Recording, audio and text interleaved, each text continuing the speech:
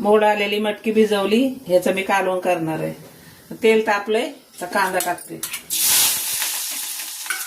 टमाटर टाकून घेते, हळद टाकते, मसाला मालवणी मसाला आणि ही काश्मीरी मसाला अर्धा चमचा, धने पावडर टाकते. हे ओलं खोबरं, मिरची, कोथिंबीर आणि लसूण मिक्सरला काढलेलं.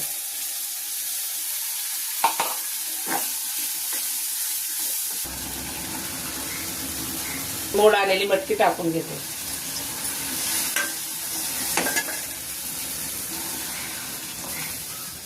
नुसार मीठ टाकून घेते.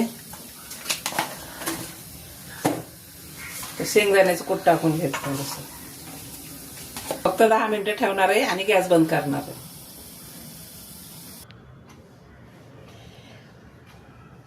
हे जेवण बनवलंय, मोड आलेल्या मटकीचं कालवण केलंय, चपाती, भात आहे, लिंबू आणि कांदा.